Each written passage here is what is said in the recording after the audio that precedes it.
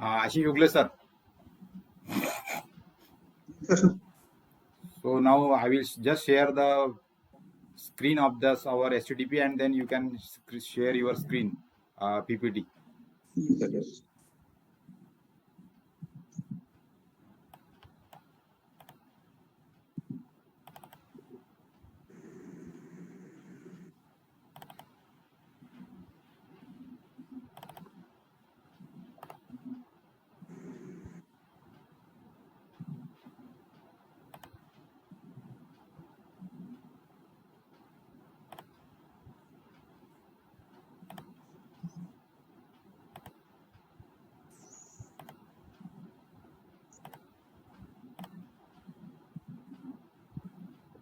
So, dear participants, I, Professor P.V. Khandwe, as a coordinator of this 1 week online short-term training program sponsored by AICT on computational intelligence in earthquake-resistant design during 28 September to 3rd October.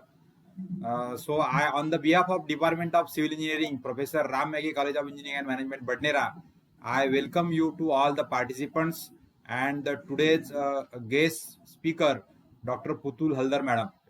So now I call upon my co-coordinator, Professor A.P. Ugle sir, to introduce the today's speaker, and then we will start the today's session. Ugle sir, over to you.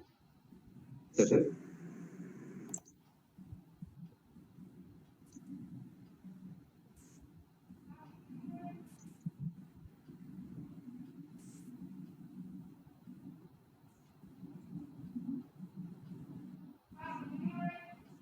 Good morning, all the participants. We're on the fourth day of our 1 week STDP based on computational intelligence in earthquake resistant design. It's our great pleasure that we are having renowned personality with us for the today's session, Dr. Putul Haldar Madam. She is working as assistant professor in the Department of Civil Engineering in IIT Ropar, Roopnagar, Punjab. She is having vast experience of more than 16 years, out of which she worked 2 years in the industries and later 14 years, from 14 years, she is in the teaching field. Her research interest in seismic vulnerability and risk evaluation of structures. She also worked in seismic evaluation and retrofitting of structure, performance-based design of structures, non-linear modeling and analysis of structure, structural engineering and dynamics. That means she covers all the important categories and topics of the structural engineering. She is having many of the honors and awards in academics. She received grant to conduct research on seismic performance of shear wall reinforced concrete frame structures on rocking foundation at University of California, Los Angeles in the year of 2018. She also worked on the editorial board as a member of the Journal of Building Material and Structural Engineering. She also worked on the as a financial assistant for the research paper presentation in the 15th World Conference in Portugal in the year of 2012. She received Young Scientist Award in 5th Uttarakhand State Science and Technology Congress 2010 under the discipline of Engineering, Science and Technology. She also received prize and certificate of the Indian Service of Engineers for obtaining the highest CGPA in Master of Technology specialization in structural dynamics in the year of 2008. Now, many of the applications she is having. She is working as a chartered engineer for the Institution of Engineers. She also worked as on the Journal of Building Material and Structural Engineering on editorial board from 13/6/2017. She is also worked as a member for American Society of Civil Engineering. Also a E-affiliate member of EERI, that is Earthquake Engineering Research Institute from 2013. She is a life member of Indian Society of Earthquake Technology. Also member of associate member of the Institution of Engineers, life member of Indian Geotechnical Society, life member of Indian Society for Wind Engineering, and also student member of American Concrete Institute. Some of the sponsored projects she is having: working as external co-PI of earthquake hazards and risk reduction on the Indian subcontinent with institutional cooperation between the India and Norway in the year of 2012 to 2015. She also worked as a project in charge of seismic performance of shear wall reinforced concrete frame structure on Rocking Foundation grant of IIT Roper in the year of 2016 to 2019. She also worked as a project in charge for IIT Roper of next generation earthquake loss estimation tools for hilly regions in collaboration with IIT Roorkee with Dr. Yogendra Singh and Dr. Ravi Shankar Jakkar. She is having a huge contribution in research field. She published 7 journal papers, 14 papers in conference, and having 4 books, monographs, and reports. So it's our great pleasure to have our speaker, Dr. Putul Haldar Madam. I heartily welcome Madam to enlighten us on the topic of modeling of unreinforced masonry in filled RC frames. Welcome, Madam. Thank you so much for this elaborate introduction of me. Actually, I am happy to share some of the experiences and to learn moreover from the participants who are my learned participants here. So it will be more of interactive session than a monologue. So I will encourage all of you to ask question. I think it will be not possible to unmute your audio, but you can actually send chats, and I will try to direct the discussion in the direction where our inquisitive mind can get some food. Yes, ma'am. Yes, ma'am. Thank you. So I'm sharing my screen. Yeah.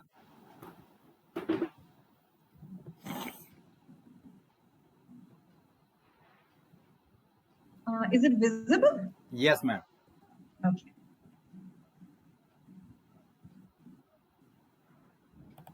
So today we are going to discuss about the modeling aspects of unreinforced masonry infill RC frame.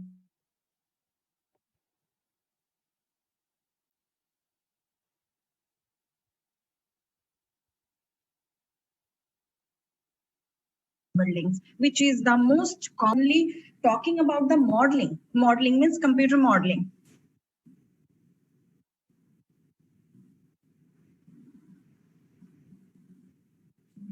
Computer modeling. Why we are all of a sudden interested in computer modeling? There are many reasons. I will discuss each and every, try to touch each and every aspect. Some aspect in very detail, and some aspect I will just try to touch upon. And if we can find some other time, good time for discussion, we will continue with those. So whenever we are taking up some project, the very first question comes into our mind that why need to do that?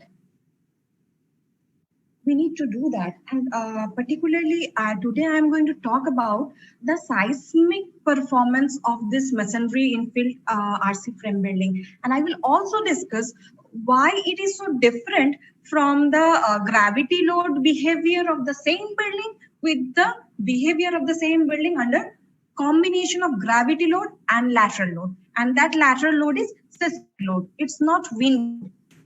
The philosophy when we design for or the behavior of this kind of buildings under seismic load is quite different, and the design philosophy is have certain differences than the gravity load or the gravity load plus wind load, and that differences I will try to bring here today.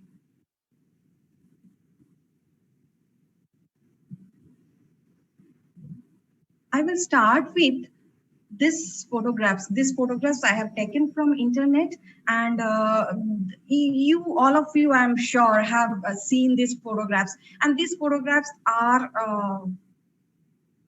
entirely describing the seismic behavior of our own country, India. I have not shown photographs from other countries, and we can see, although this is from 2001 Bhuj earthquake, and we can see although the upper floor of the buildings has not been damaged that much in the left figure, but the total building collapsed. And the purpose, it is not livable, it is not repairable, so we have to demolish and reconstruct. Okay. In the right hand side, we can see there is a pounding between these two adjacent buildings, and the damage is so severe that it could snatch lives as well. Similar incident I can see. This is from Takshila apartment.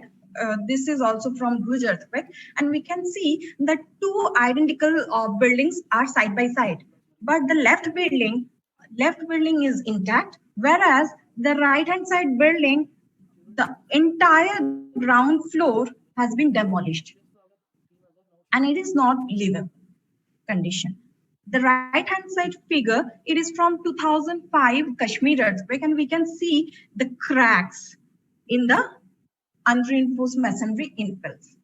Unreinforced URM infill is nothing but the brick infill. We generally construct, these are used for partition material and are generally designed for designers. This is nothing but some dead weight. We never consider these partition walls, URM infill walls, as structural members. So we only consider their weight in our design. But what happens under seismic load, that we will discuss. And since the topic is not only the behavior of URM infill RC from buildings, but modeling of those, what is so special about modeling? Why we want to do that? Modeling, first, there are distinctly 3 different types of model available with us. It can be subdivided again, but if we try to just have a glimpse of the type of models, we have 3: the physical model, the analytical model, and the mathematical model. The very first figure, this is of actual structure, actual phenomena, as I have written, actual structure or physical phenomena. What happens? We want to model this, either analytical model or mathematical model or computer model. In computer model, what is happening, I will tell you. So when we are trying to simulate the actual structure, first accept that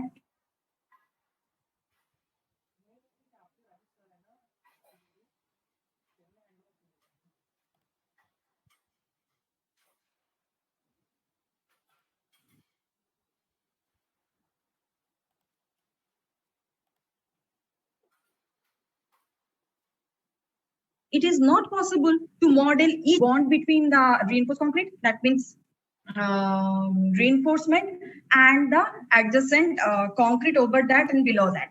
It is not possible. It is not possible to model the damping. What is damping? Damping is a cumulative phenomena which opposes the movement of the structure when I apply some lateral load, and that lateral load, under that lateral load, the building tries to vibrate. This damping also includes the friction between the structural member and the air. It's between the friction between the reinforcement layer and the concrete. It's between the friction between the cracks, micro cracks of concrete. So it's so complex that it is not possible to model each and everything in the computer. But still we do. The first thing is physical model, to understand what will be the behavior of the particular structure under a specified load. That specified load we can understand from the codes, design guidelines. In case of Indian standards. It is IS 890, IS 800 Part 1 to Part 5. Part 3 is for wind load. Part 2 is for live load. Part 1 is for dead load. And there are many codes for to understand what will be the specified load a structure is going to experience during its lifetime. Okay, the physical model is a scaled model of the actual structure. This actual structure. Why scaled model? Why we can't actually test a 4-story full-scale model? The very first reason is the cost, and then the equipment required. The prohibitive cost of this actual experiment leads us or force us to model in the software using an analytical and mathematical model. Even when we are testing this scaled model, physical model, we have to keep in mind while scaling down the actual structure, we have to understand what behavior we are trying to understand. Let's say I want to understand the dynamic behavior. Then if I am applying the lateral load pulses, then what should be the frequency of the pulses of the reduced structure? What should be the bond between the reinforcement and the concrete, surrounded concrete in the reduced structure? What should be the size? It's not the only the scale.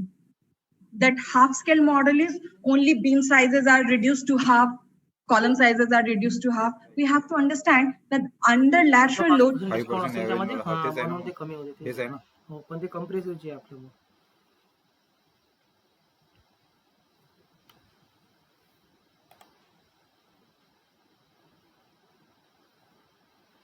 Sorry. Okay, so I have tried to show you the actual structure and then we have tried to model it. So physical model is the reduced scale model of the actual structure. Then coming to the analytical model. Analytical model is nothing but we can understand from these two figures that it has no similitude. This analytical model doesn't resemble this actual structure. In this actual structure, we have bricks, we have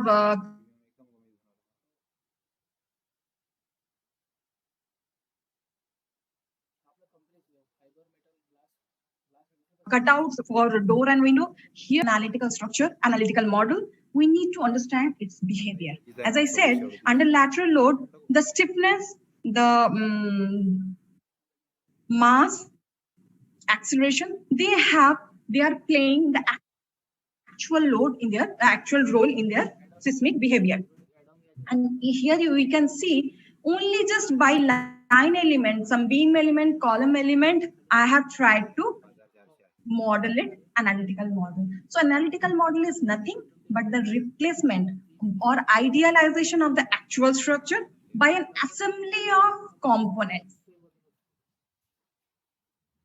As I said, this is beam component, this is column component, but this we understand, we know their behavior. What is the behavior? That means they will experience only axial or combination of, like in column.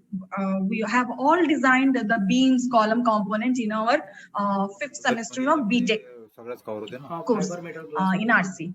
And we know when we have designed beam, we never considered the axial force.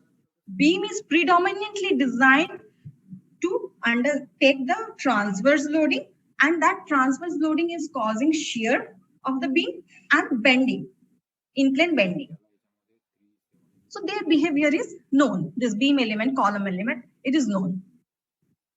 And it must, this analytical model which I am creating, we must understand, capture the important aspects of behavior of real structure with sufficient accuracy. As I said, it is not possible to replicate the actual structure in any form of the model, but the accuracy should be sufficient so that the results given by these models are acceptable, quite with sufficient accuracy, so that using those results we can design our actual structure, design for our actual structures. As I said, from analytical model, this behavior are known. Analytical model, we get a number of differential equations like mx double dot cx dot plus kx is equal to lateral force. M is equal to mass, x double dot is equal to acceleration due to seismic loading. K is the stiffness. Here I have shown how the mathematical formulation has been done. And in computer-based modeling, it is the summation of analytical model and mathematical model. What it does in the graphic interface, we try to model this, and the software converts this analytical model to mathematical model and solve this number of simultaneous equation. This simultaneous equation can be also written by in stiffness form, stiffness matrix form, sorry, not stiffness, matrix form, and solution of those will give me the desired displacement or the force quantity. Force as this beam, column, support, joint, and displacement. Those are the unknown parameters, and what this is the analysis purpose. And knowing that particular element, the force, maximum displacement, what we can do, we can proportion the size of the beam column for RC I'm talking about, and the amount of reinforcement required to take the tension. That is all about design, RC design, nothing else. Only the proportioning of the size, that the length of the beam column is actually provided by the architect. Architect actually, based on the requirement, whether it is a hall where 400 people at the same time are going to be together, or it's a classroom, or it's a residential area, depending upon the requirement, the architects actually fix up the plan. That means the dimension of the room. So length is known from the architectural drawing. So we have to design the component of those building, and so the cross section of the RC and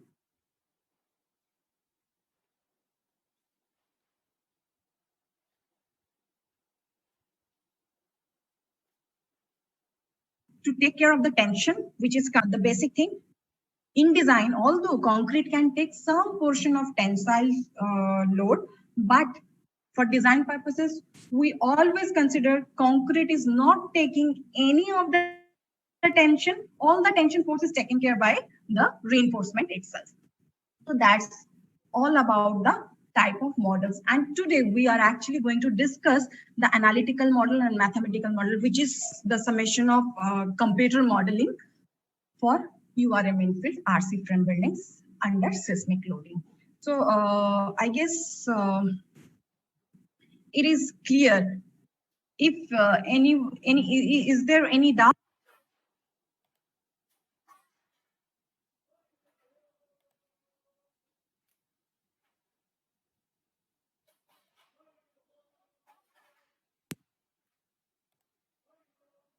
Ma'am, if any participant is having question, they can type You in can the please chat box. raise your hand.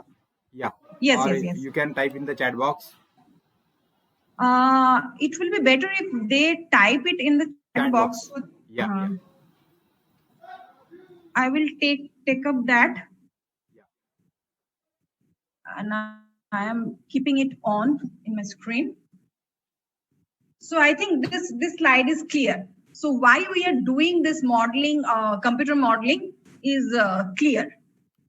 We cannot actually perform to understand the behavior. Yes. Behavior of the actual structure by experiment. It's very costly, and there are no equipments for all type of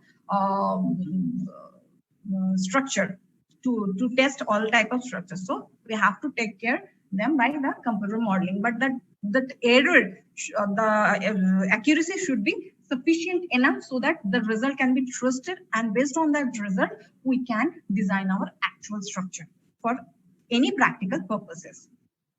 With that background, so we will now, I have summarized the modeling methods. So the modeling methods are three things. Classical method, where the older designers used to apply the thumb rules when there was no computer available but we have to design the multi-story structure.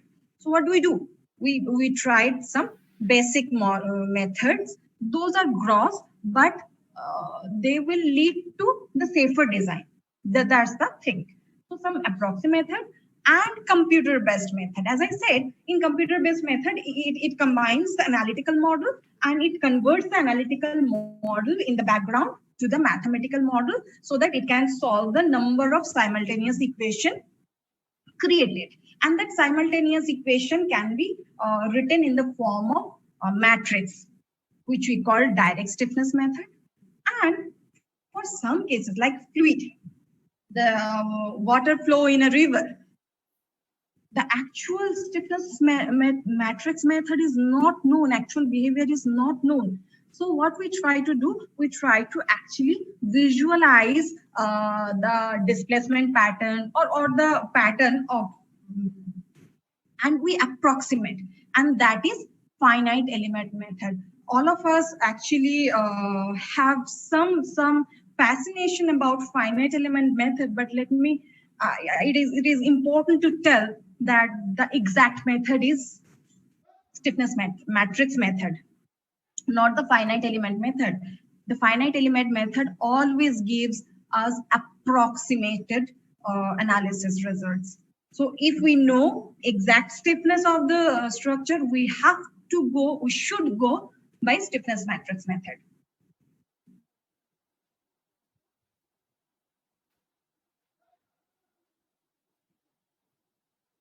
So with that, why we need to understand the behavior of a particular structure? Because it is not feasible to afford such huge economic and life loss. Economic loss can be fulfilled later, but life loss, it cannot be fulfilled. It cannot be replenished. That's why we have to understand their behavior so that they perform satisfactorily under this seismic action. And India being one of the most hard copy भी है यहाँ पर। ठीक है sir, ठीक है। चलो।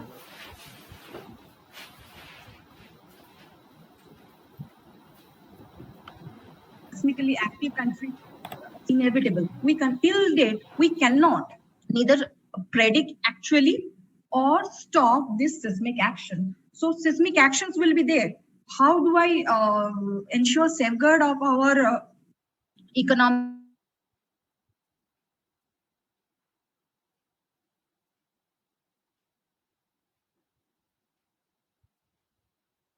and life safety? By two process. One is actual experiment, another is modeling, computer-based modeling. So actual experiments all the time is not feasible. So we have to go for computer-based model. And even in computer-based model, the direct matrix method is giving us the exact result, while finite element method always give us approximation method, approximated result. Now, we are coming to understand the behavior of the infill frame structure. Here, this is the two column I have just taken out from a multi-story structure. I have taken out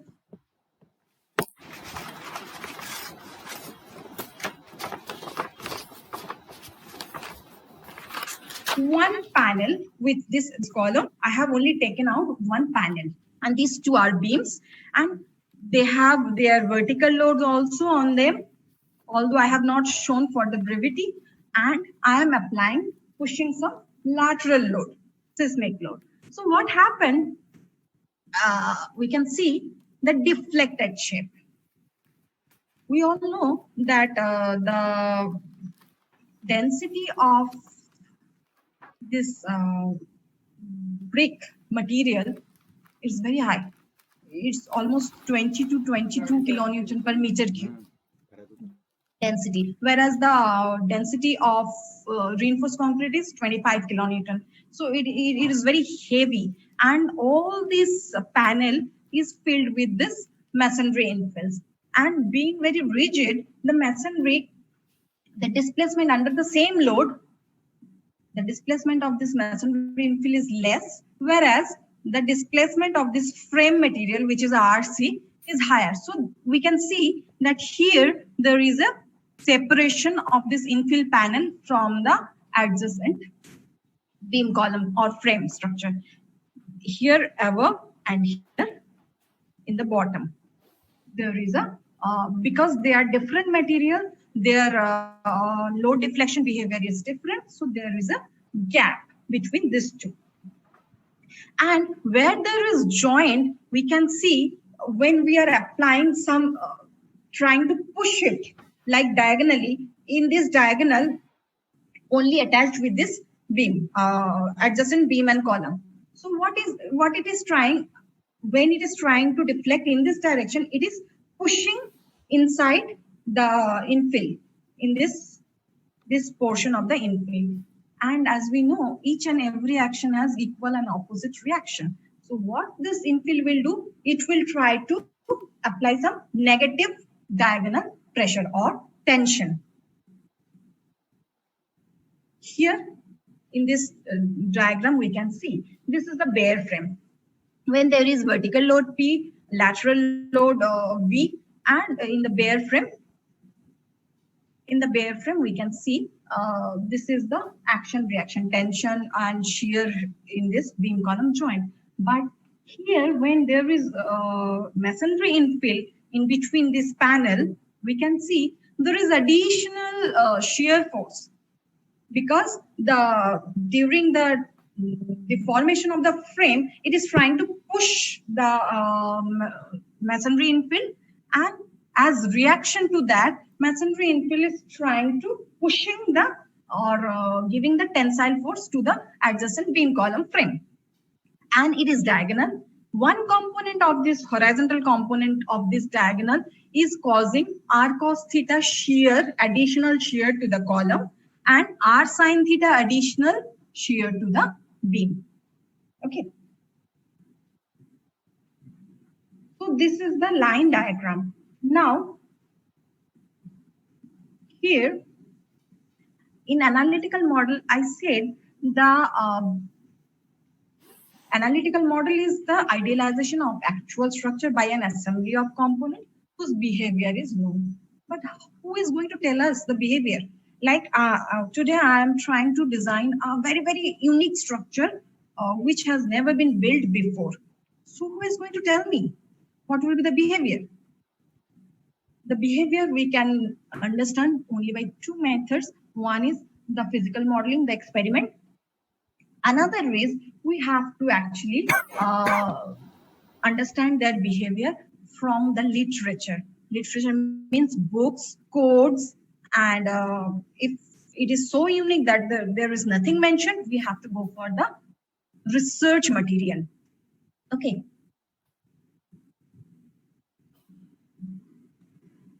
So actual effect of infills on performance RC frame. So the actual behavior after post-earthquake damage survey, we have seen many things. To understand its effect effect of infill on the performance of RC frame, I have tried to simulate an analytical model and using a software, SAP, and the plan is given. This is a generic plan, and it is a special moment resisting frame.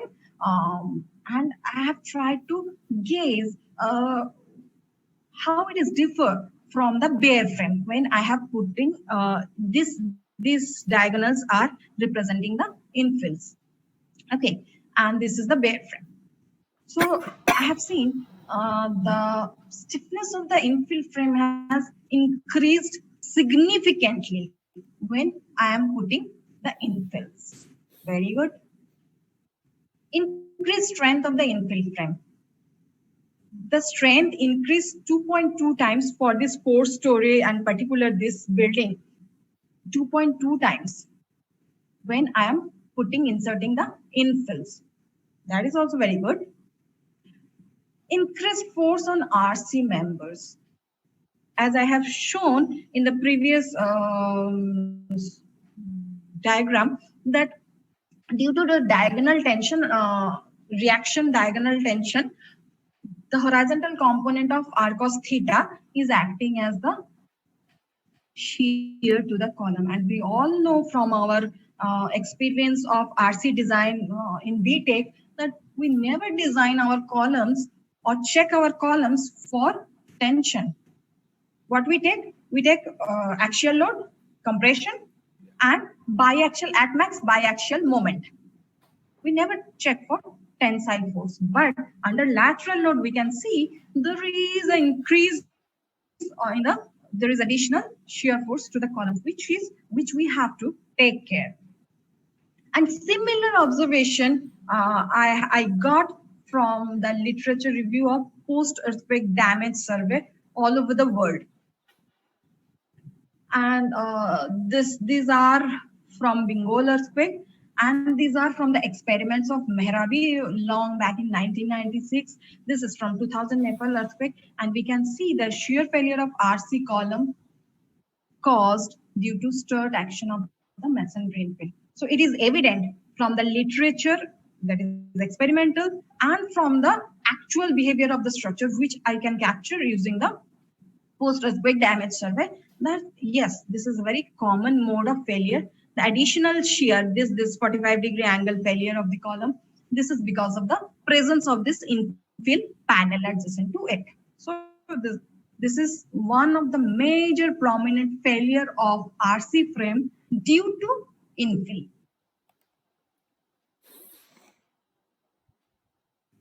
Shear failure due to short column effect. What happened? In the bathroom or even in the ground floor parking space, what we in multi-story structure, what we do, we keep the top few meters open for lighting purpose or for ventilation, right? This is also from Sumatra earthquake, and this is a portion of the bathroom. Okay. So what happens? This portion, only this portion is open. There is no infill. Below and above, there are infills. So it acts with the moment here and here. When I reduce the column height, the shear force increases. It's very simple. And that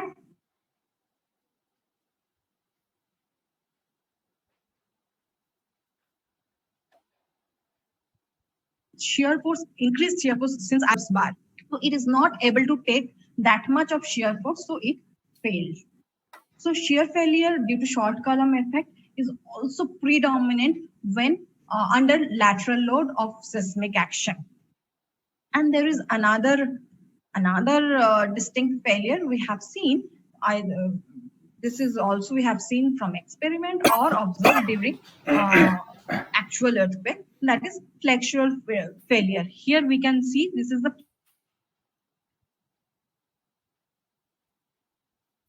flexural failure. What happens? How we one layer of brick, then mortar, then again another layer of brick. So the mortar is very weak. When I am applying lateral load, so there is since the mortar is very weak in the shear, so it slides like this, the two layer, and one layer is actually hitting this and causing the flexural yielding of the columns. So why we need to understand these failure modes? We need to understand the failure mode. If I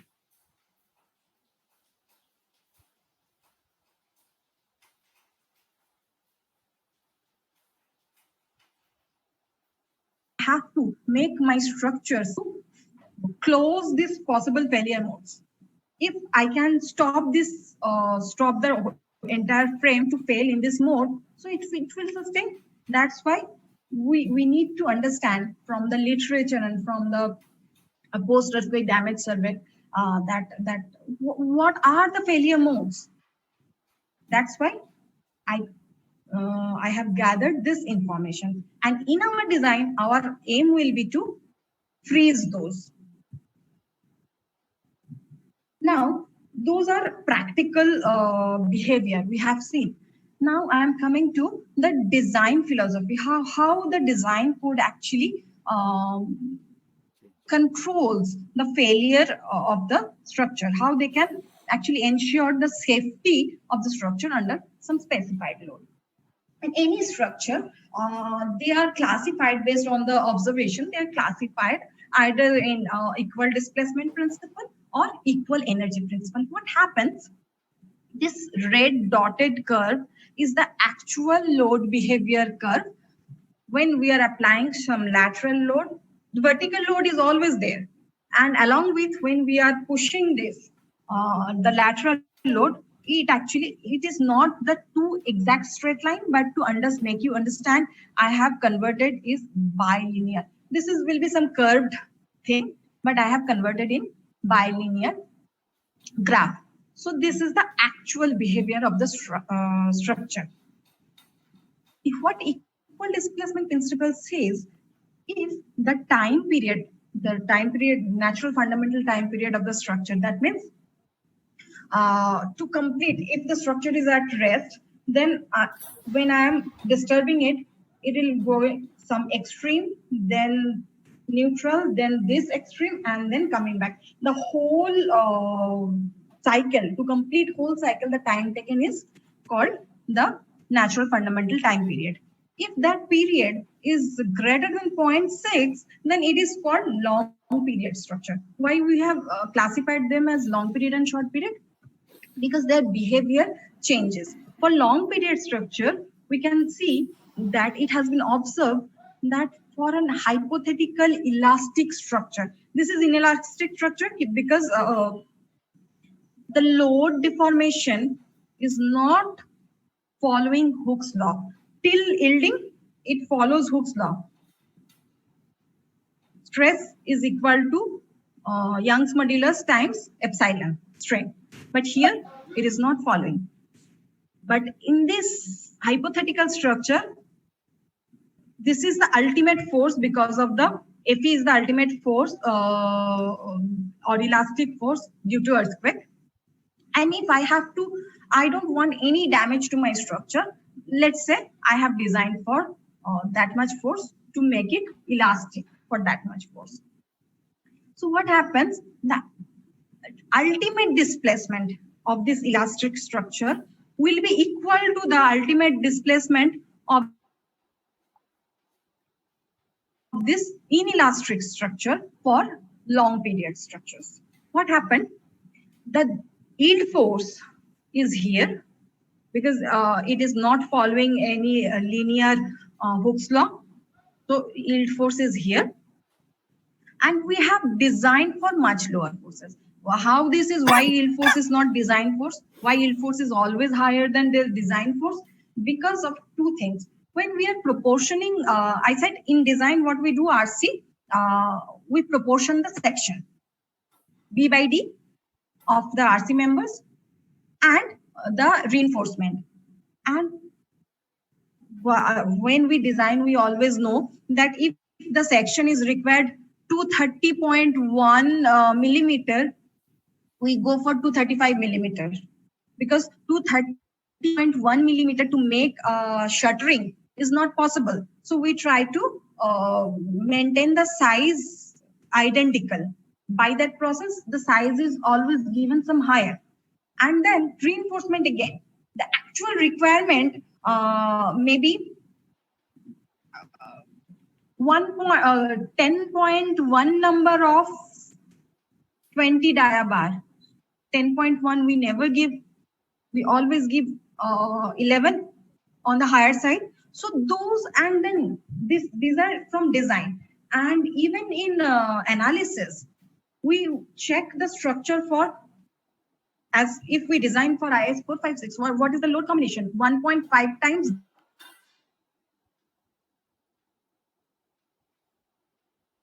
dead load plus live load. And what if we apply load factor of safety of 1.5, and then also material factor of safety.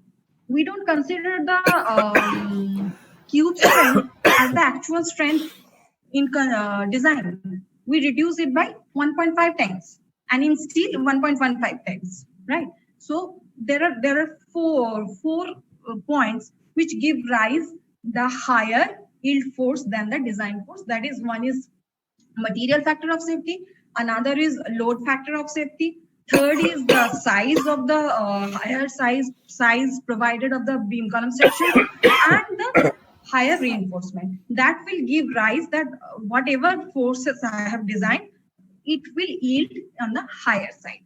So the ratio of actual force to the yield force and to the actual force to the design force is the response reduction factor. The reduction factor, I can reduce the force, actual force, if it is available in the form of ductility, mu. In this figure, I can see this is equal to mu. R is equal to mu. And what is R? R is ratio of actual force to design force. Okay. Similarly, in case of short period structure is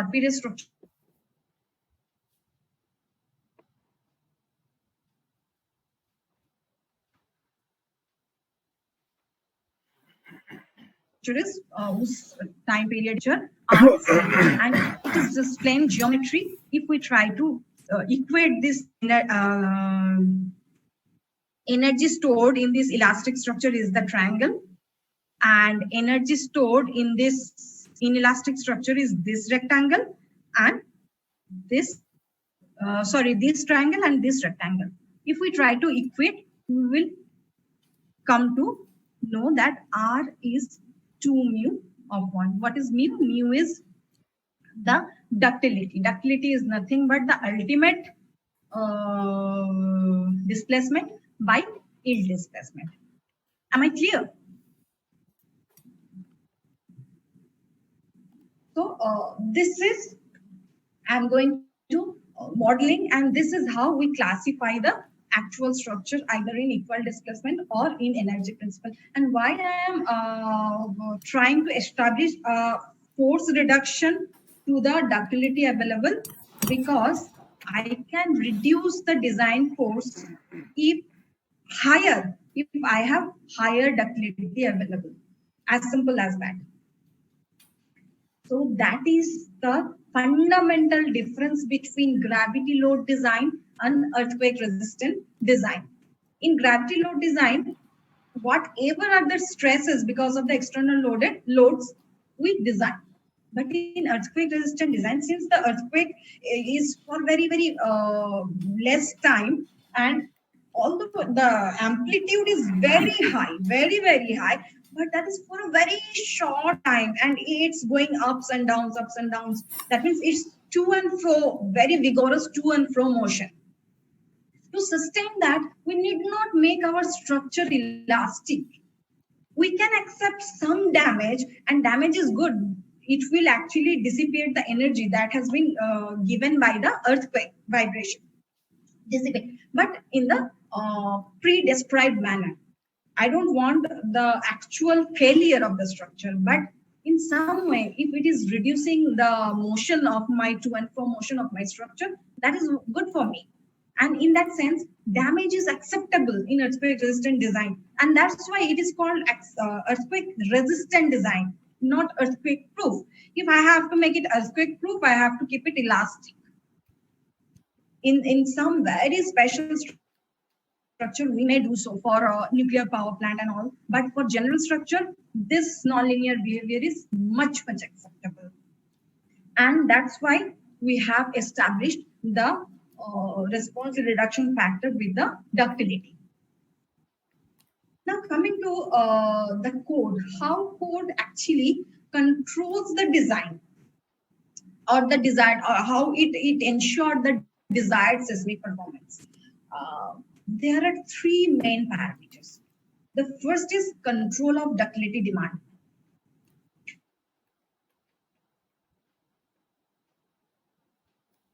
I have shown control of ductility response reduction factor I by I. What is I? I is nothing but the importance of the building. If it is hospital building, which is very much required after earthquake, people will rush to the hospital, then it should be operational. Immediately after the earthquake, it should be operational. So in that case, the importance of the structure or utility, power plant, those are very high. Then we don't, we use importance factor higher than 1. But for normal residential structures, the importance factor can be taken as 1.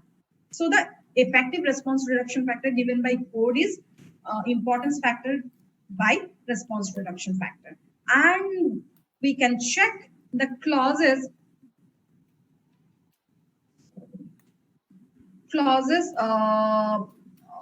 in IS 1893 2016, Part 1 2016, Clause 7.2.3 and Clause 7.2.6 on page 19 and 20.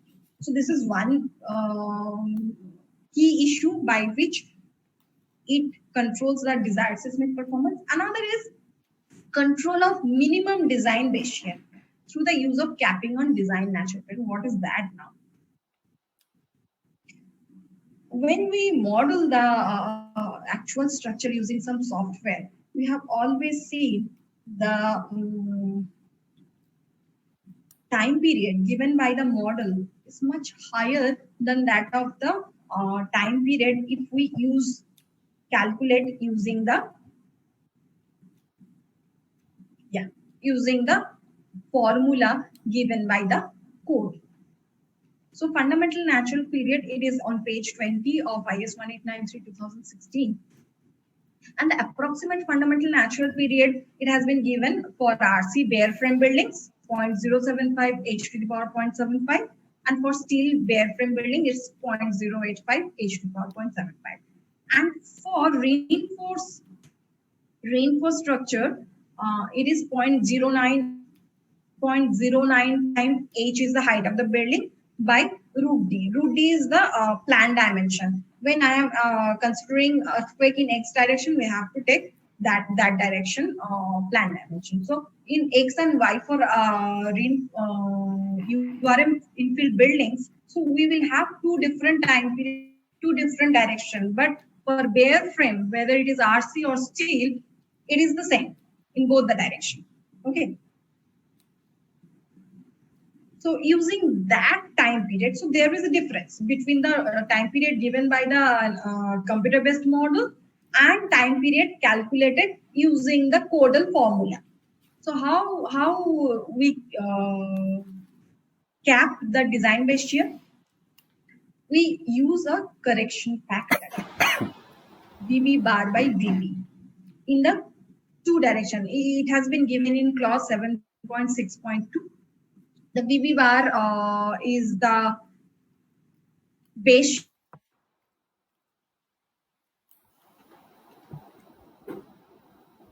shear calculated using the fundamental time shear calculated by your model. Okay, so we have to jack up the base shear, design base shear, using this ratio. That means we have to increase that whatever your model has given, the lower base shear, we have to increase by a factor, VB bar by VB. Okay, and that's how we ensure the minimum design base shear. Okay, the third is, this is for forces. These two clauses are to ensure the forces and ductility. Third one is the flexibility, that means the deformation through the limit on maximum permissible interstory drift. Okay, so IS 1893 part 1 controls the forces and displacement, but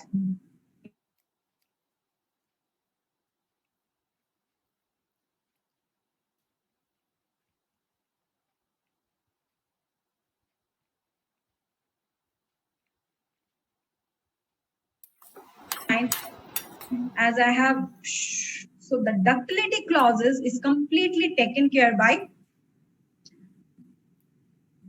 IS 13920.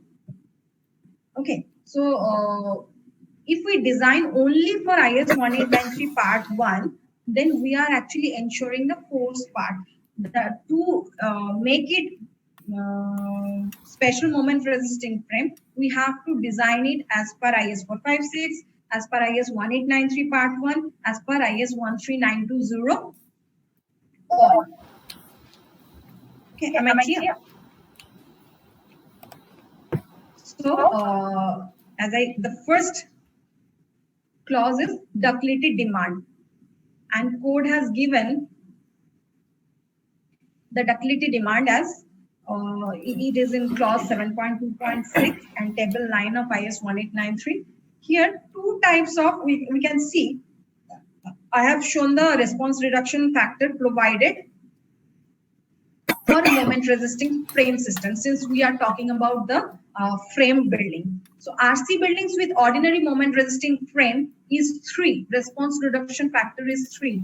And for special moment resisting frame, the response reduction factor is 5. What it implies, if response reduction factor, that means I can reduce the actual force lower for OMRF than SMRF. That means in OMRF, the available ductility is lower, isn't it?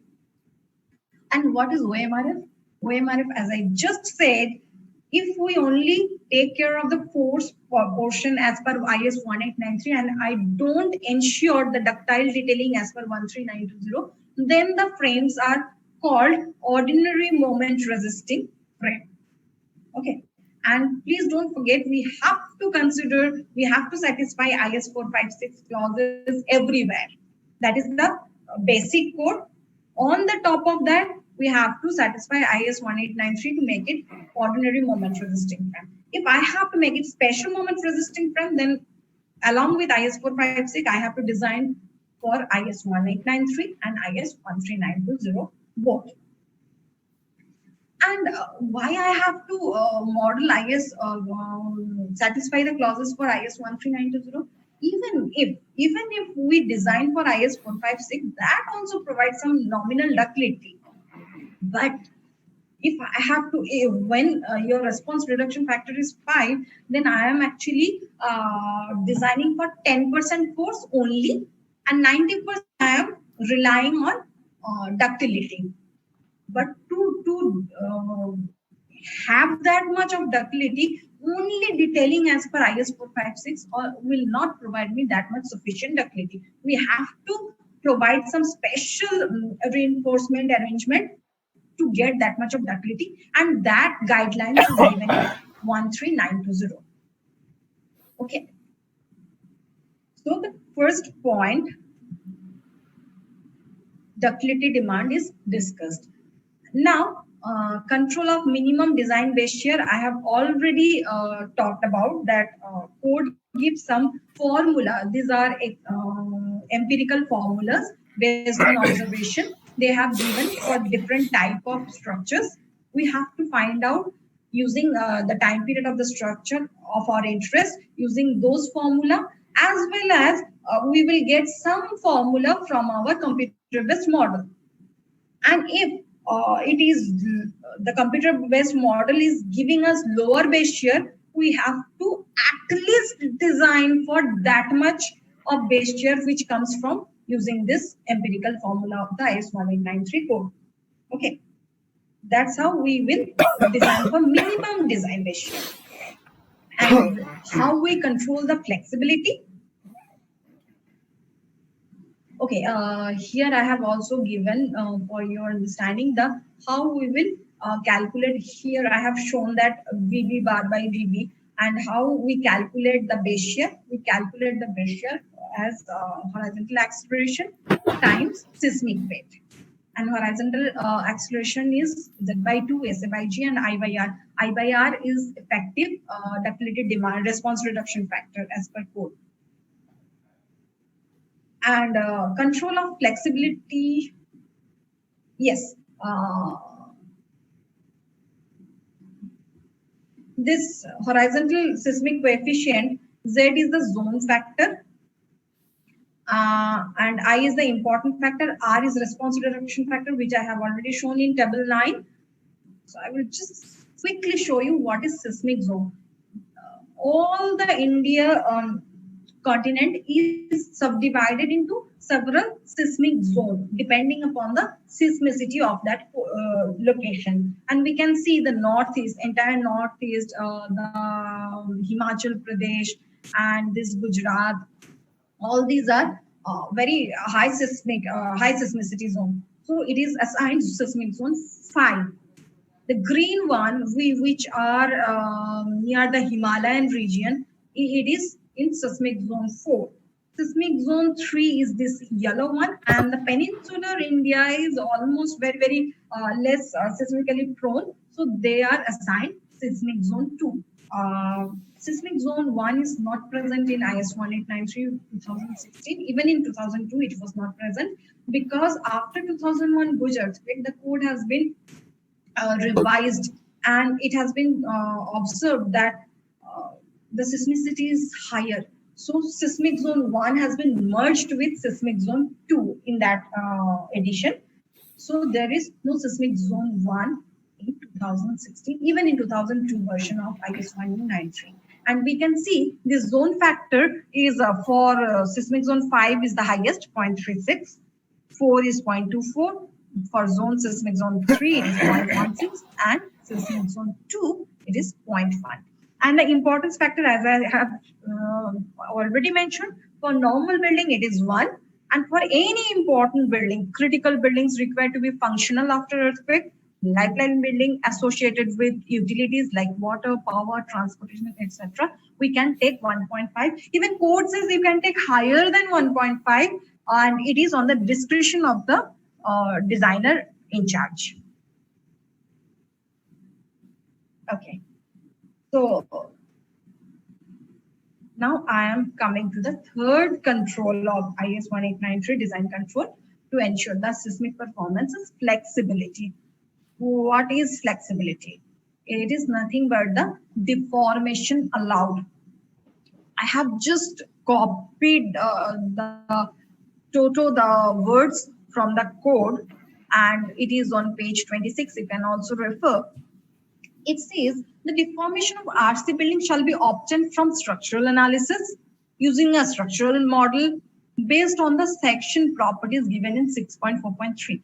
What are the section properties? I will discuss.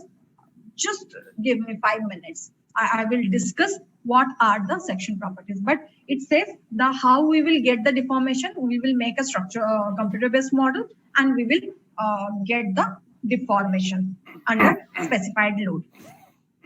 And storative limit, it has said that storative in any storage shall not exceed 0.4% the story height. But the clause is here that when we are calculating the base shear, no load factor mentioned in clause 6.3 should be applied. It should be for load factor 1. What are the load factors? This is in clause 6.3, page 8 of IS 1893. These factors are given. The first factor, we all know. We design, when we consider IS 456 for gravity load design, we always take this load combination. 1.5 times dead load plus imposed load. Imposed load is live load. But when we combine seismic load also, then there are this plus minus, it will be 13 combination almost.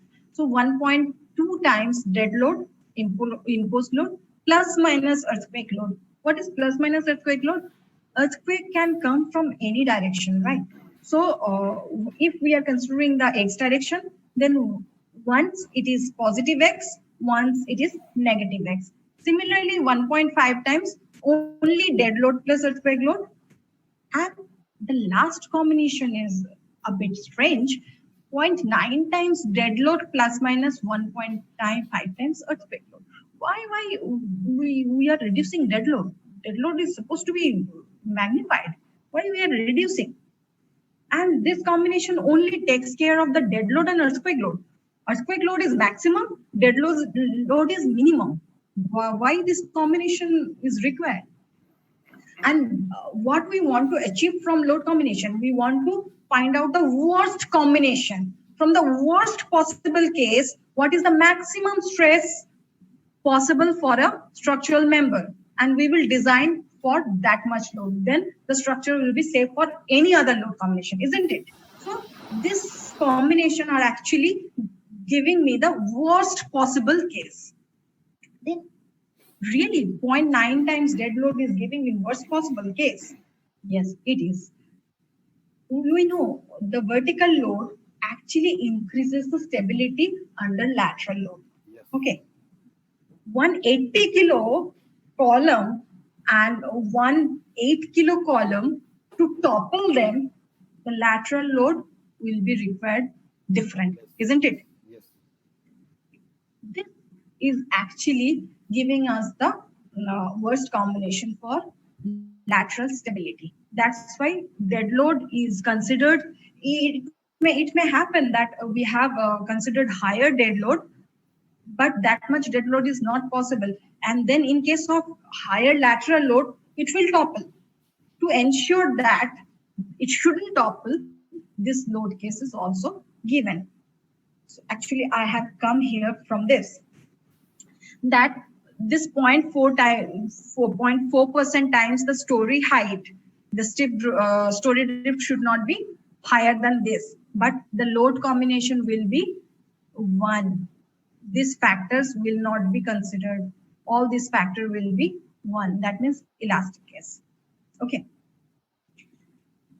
It not only talks about the drift limit for structural members, it also talks about drift limit for non-structural members also, which are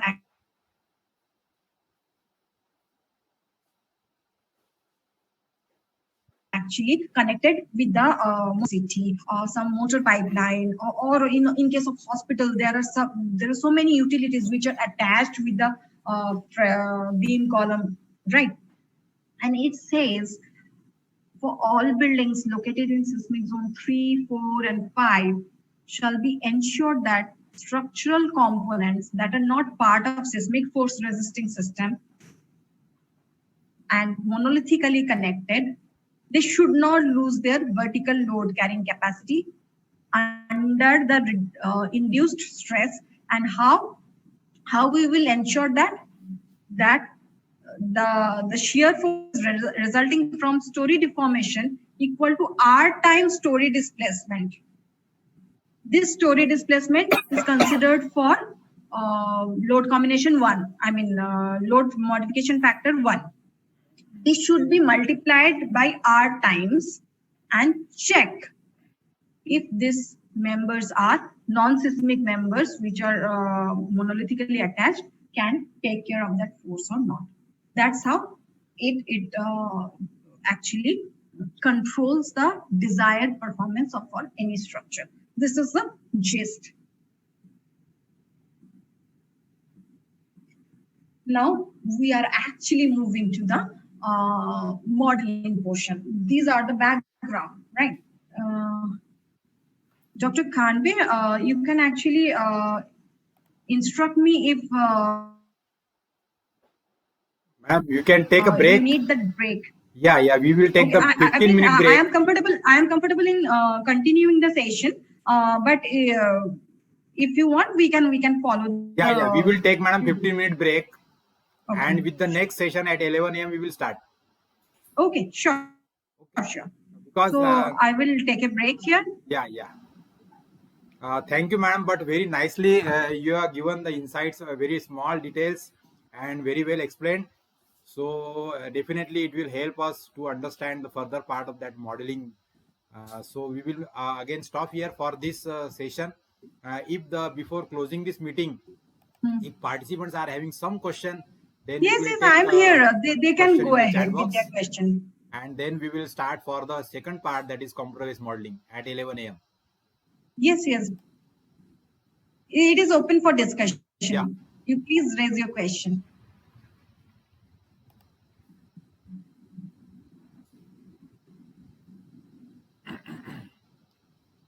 I can see one comment, worst case. I'm not sure about the question. Can you please elaborate? What you explained that number 4th load combination. That was the worst case that he is saying. No, not that. That was not the worst case. Any of this combination can lead to the worst case. And for one particular member, if let's say 1.2 dead load plus imposed load minus earthquake load is giving the worst condition, for another beam, it may not be the same case. It may govern by this case. Yeah. That's why for each and every member we are considering, we have to check for all these combinations. And So to find out the worst load combination. Yeah. So then for the particular member, we have to summarize from whatever the maximum limits are Yes. there for that different requirements. Yes. So what will be the maximum force? Force means a moment, shear for beam. Yeah. Which case is giving the maximum force for beam? Let's say it's shear and moment. We have to consider that one. And to know what will be the worst for a particular member, we have to analyze the member for all these combinations. These are the possible combinations. And I explained this one with the emphasis that if it is safe for 1.5 time dead load, then how this 0.9 time dead load can be one combination? It will be definitely safe, but not under the stability condition that it will not overturn. In overturn cases, higher lateral load and lower stabilizing force, that means dead load, is giving us the worst possible combination. That's why, although this is point dead load, and we can see that there is no imposed load considered. That means it is another extreme where we are checking the stability of the structure under overturning and sliding. Yes. There are few questions in chat box. I can't see. For the drift limit of all load, dead load and live load and earthquake load, or is it only for? Yes. We have to check that 0.4% or 0.004 times the height of the building. We have to check that for this combinations, not 1.5. This will be 1 on.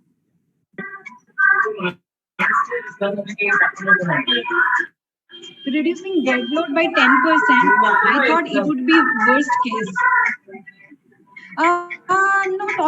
Not always.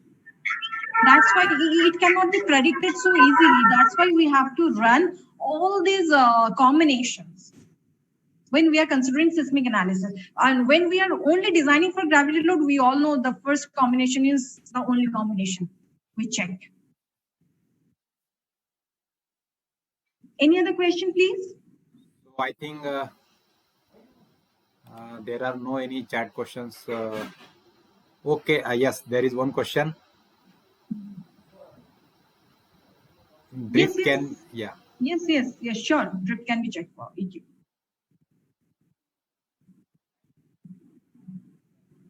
So this was the design philosophy and the guidelines, the code actually. This is just how they control the behavior.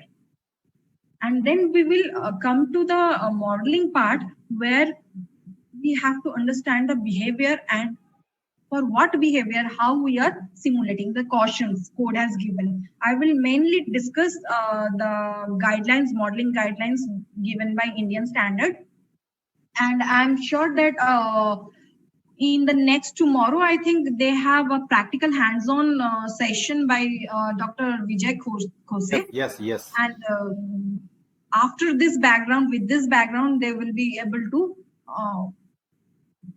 learn or they will be able to analyze. Yeah. For drift limit check, one dead load, live load, and EQ load. One. This is for one. No multiplication factor load combination in load combination for drift limit. So in that when we take the factor 1, so that drift limit that drift will be maximum. To satisfy the drift, yes, we have to consider for elastic. By keeping Thank you, ma'am. 1. So now we will stop here for this session, and after a 10-minute break, we will again start the next session by using the link of 11 a.m. Session of STDP. Okay. And we will continue this session for this computational modeling with Dr. Putul Haldar, madam. So thanks to participants all here. Should I sign out? Yes. Now again in the next session, next link we will use for that next session, and then the we will 11 a.m. Yeah. Just I am just starting that by ending this meeting, and then you can just join there. Sure. Okay. Thank you, ma'am. Thank you. Thank you, everyone.